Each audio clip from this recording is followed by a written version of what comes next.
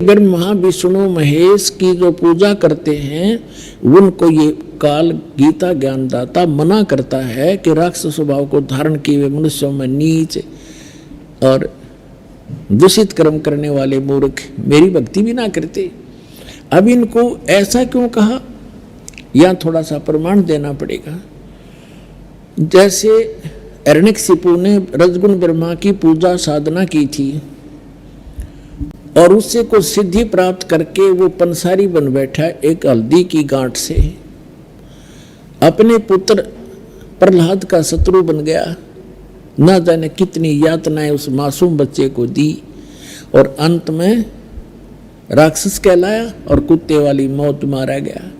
अब यहाँ सूक्ष्म वेद में परमात्मा ने कहा कि ब्राह्मण बाणा कर्म कसाई हिरणाकुश छाती तोड़वाई, राक्षस कहलाया ब्रह्मा जी का रजोगुण का उपासक। फिर दूसरे नंबर पर हम लेते हैं शंकर भगवान को, तमोगुण के उपासक थे कौन, रावण। रावण जैसी उपासना वर्तमान का कोई भी शिव उपासक नहीं कर सकता, जिसने अपने यहाँ से दड़ काट के भगवान के समर्पित कर दी थी और जैसा किया वैसा ही दे भी दिया, वर्क डन दे सकते हैं ये। लेकिन अंत में राक्षस कहलाया, अपने ही माँ को उठा लाया, यानी शिव के बड़े भाई श्री विष्णु जी की पत्नी अर्थात श्री रामचंद्र की पत्नी सीता को उठा लाया और पत्नी बनाने की कुचेष्टा कर रहा था। इससे बुरा कर्म और क्या करेगा प्राणी, और कुत्ते वाली मौत मारा गया, राक्षस कहलाया। एक भस्मा गिरी नाम का शिव का उपासक था और भगवान शिव के मकान के सामने कैलाश पर्वत पर शिरासन लगाकर तपस्या करने लग गया, ऊपर को पैर नीचे न सिर। 12 वर्ष तक ऐसी साधना करता रहा। एक दिन पार्वती जी ने भगवान शिव से प्रार्थना की कि हे भगवान, आप तो महेश्वर हो, आप तो दाता हो, समृद्ध हो, जो चाहे दे सकते हो, आपका भक्त क्या मांगता है इसको प्रदान करो और यहाँ से विदा करो। तो भगवान शंकर ने कहा कि मांगो। भस्मागिरी क्या मांगते हो भक्त? भस्मागिरी ने कहा कि वचनबद्ध हो भगवान तब मांगूंगा। भगवान शिव ने कहा ठीक है, मैं वचनबद्ध हो गया। तब खड़ा हो गया छोड़ के तपस्या और कहा कि भगवान ये भस्म कड़ा दे दो आपका।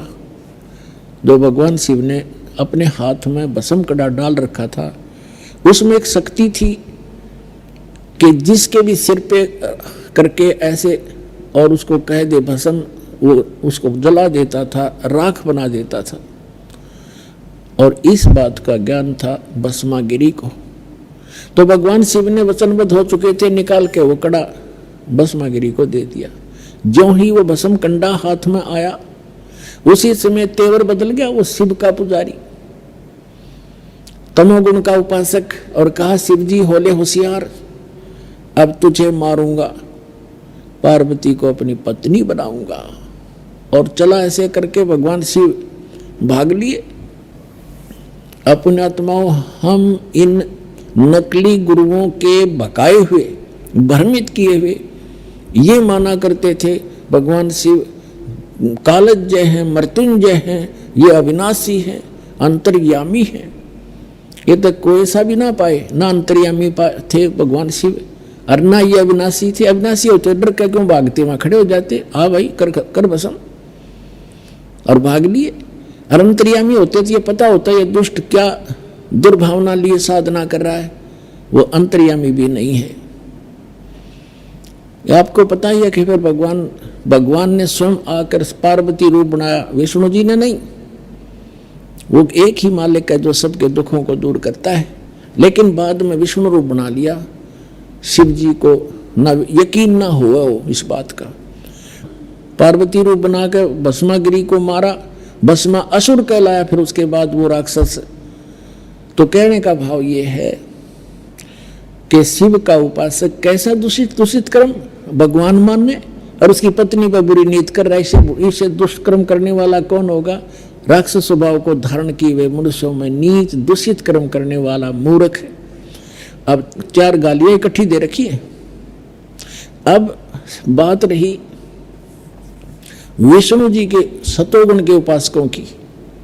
एक बार कुंभ का मेले की पर भी लगी हरपैड़ी हरिद्वार में, और वहां उस समय जब ये पर भी लगती है स्नान की कुंभ के मेले की, तो सभी गिरी अलग से पूरी न्यारे, कनपाड़े अलग से, नागा न्यारे, वैष्णो अलग से और नाथ, ये सब अलग अलग जाकर के अपने अपने ग्रुप में अपने प्रमुख के साथ वहाँ बैठ जाते हैं। और स्नान करने के लिए जब चलते हैं तो वो अलग अलग ग्रुप में ही चलते हैं उस निश्चित समय पर। और की पैड़ी पे हरिद्वार के अंदर पर भी का समय था। सबसे पहले नागा, ये भी तमोगुण शिव के उपासक हैं, ये जाकर के हर की पैड़ी पर छागे, कोई 1000, 50, 60,000 की संख्या में। उधर से पीछे से सतोगुण के उपासक वैष्णो आगे। उन वैष्णो ने आकर नागाओं से कहा कि नागाओं, तुम बाद में स्नान करना, हम श्रेष्ठ हैं, सर्वश्रेष्ठ हैं, हम सतोगुण विष्णु के उपासक हैं और पहले हम स्नान करेंगे। अब नागा कहने लगे नहीं, हम सर्वश्रेष्ठ हैं, हम त्यागी और बैरागी हैं, हम वस्त्र भी ग्रहण नहीं करते, हम सर्वश्रेष्ठ हैं, हम कोई इच्छा नहीं रखते। तो वैष्णव उपासकों ने फिर से दोहरा दिया कि तुम काहे के श्रेष्ठ हो, तुम टट्टी के हाथ भी नहीं धोते, राख लपेटे रहते हो, पशु की तरह नंगे फिरते हो, सरड फरडो, तो बाहर आओ, प्रथम हम स्नान करेंगे। अब वहां स्नान सनून तो भूल बाल गए, वे आपस में लड़ मरे, तलवार निकाल लाए, कुछ छुर्रे घोंप दे, एक दूसरे को मुंह से काटे और उसके बालों को पकड़ा है, बुरा हाल मचा दिया, कत्ले आम कर दिया। कहते हैं 25,000 ये त्रिगुण उपासक, ये ब्रह्मा विष्णु शिव के उपासक वहां कट कर मर गए। इसके विषय में सूक्ष्म वेद में परमात्मा ने कहा है, तीर तुपक तलवार कटारी जम दड़जोर बधावे हैं, हर पैड़ी हर हेत नहीं जाना, और वहां जाते एक चलावे, काटे शीश नहीं दल करुणा, ये जग में साध कवावे हैं, और जो जन इनके दर्शन को जावे उनको भी नरक पठावे। क्या बताया कि काटे शीश, तीर तुपक तलवार कटारी अन्य डट के लठ बजावे हैं, हर पैड़ी हर हेत नहीं जाना। वैसे तो हर की पैड़ी कहें, भगवान की छाती पर कत्लेआम कर दिया इन मूर्खों ने। और काटे शीश नहीं दल करुणा, दिल में दया नहीं नालायकों के, और काटे शीश एक दूसरे को काट डाला, और नहीं दल करुणा, जग में संत कवावे हैं, और जो जन इनके दर्शन जावे, यानी इनका अनुयायी जो बन गया उनको भी नरक पठावे हैं। तो पुण्यात्माओं,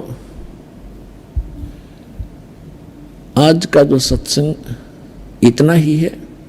इससे सिद्ध हो गया श्रीमद् भगवद गीता अध्याय नंबर 7 के श्लोक नंबर 12 से लेकर 15 का ये सारांश हो गया कि इन तीनों गुण, रजगुण ब्रह्मा, सतगुण विष्णु, तमगुण शिव जी के जो उपासक हैं, इनकी साधना नहीं करनी चाहिए। हमारी श्रीमद् भगवद गीता ये सदग्रंथ बताता है, इनकी साधना करने से कोई मोक्ष नहीं होता, उल्टा ही इनको ऐसी उपमा दी है जो आपको वर्णित की बार बार कहना अच्छा नहीं लगता। तो यहाँ भगवान कहा करते थे, तीन देव की जो करते भक्ति, उनकी को देना होए मुक्ति, गुण तीनों की भक्ति में ये भूल पड़ो संसारे, कह कबीर निज नाम बिना कैसे उतरो पारे। तो इससे सिद्ध हो गया, भगवान ने 600 वर्ष पहले ये बात कही थी, जो आज दास ने उन्हीं के बताए ज्ञान के अनुसार उसके बच्चों को सिद्ध कर दिया कि ये साधना जो हम करते थे वो गलत थी, और जिनको हम पूजते थे वो भगवान नहीं थे। बोलो सतगुरुदेव।